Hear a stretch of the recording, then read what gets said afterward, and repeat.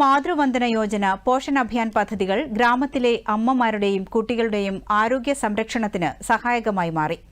അംഗൻവാടികൾ വഴിയാണ് പദ്ധതി നടപ്പിലാക്കുന്നത്. ഒരു റിപ്പോർട്ട്.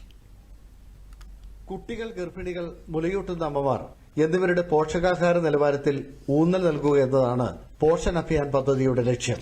കുട്ടികളിൽ ഉണ്ടാകുന്ന മുരടിപ്പ്, വിളർച്ച, പോഷകാഹാരക്കുറവ്, കുറഞ്ഞ ജനനഭാരം എന്നിവ കുറയ്ക്കുന്നതിനുള്ള പ്രത്യേക പദ്ധതികളും പോഷൺ അഭിയാന്റെ ഭാഗമായുണ്ട്. ഇടുക്കി അടിമാലി പഞ്ചായത്തിലെ ഇരുമ്പുപാലം അംഗൻവാടിക്ക് കീഴിൽ പോഷൺ അഭിയാൻ, പ്രധാനമന്ത്രി മാതൃവന്ദന യോജന എന്നീ പദ്ധതികൾ കാര്യക്ഷമമായി നടപ്പിലാക്കി വരികയാണ്. ഇരുമ്പുപാലം അംഗൻവാടിയുടെ കീഴിൽ PMAY-യുടെ ഗുണഭോക്താവാണ്. എനിക്ക് കൊച്ചുണ്ടാവുന്നതിന് മുമ്പ് തൊട്ട് 6 മാസം വരെ ഫുഡും കാര്യങ്ങളും കിട്ടി. പിന്നെ കുട്ടി ഉണ്ടായതിനു ശേഷം PMAY-യിലൂടെ 6000 രൂപ സഹായം ലഭിക്കുകയും അത് എന്നെപ്പോലുള്ള അമ്മമാർക്ക് വളരെ ഉപകാരമായിരുന്നു. കൊച്ചുണ്ടായതിനു ശേഷം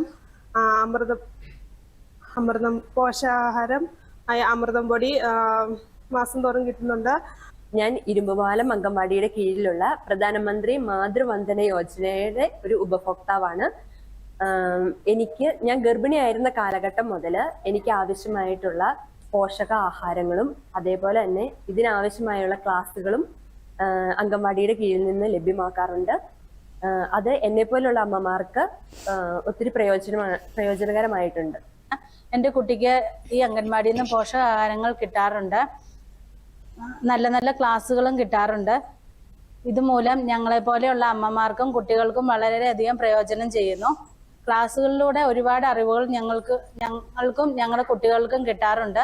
പോഷകാഹാരക്കുറവുമായി ബന്ധപ്പെട്ട വിവിധ സ്കീമുകളുടെ മാപ്പിംഗ്, ICT അധിഷ്ഠിത തത്സമയ നിരീക്ഷണ സംവിധാനങ്ങൾ എന്നീ പരിപാടികളും പോഷൺ അഭിയാൻ പദ്ധതിയുടെ ഭാഗമായി നടക്കും. അംഗൻവാടി വർക്കർ നിഷയുടെ നേതൃത്വത്തിൽ പ്രദേശവാസികളുടെ സഹകരണത്തോടെ പദ്ധതികൾ നടപ്പിലാക്കി വരുന്നു. ആന്റണി മുനിയറ, ദൂരദർശൻ ന്യൂസ്, ഇടുക്കി.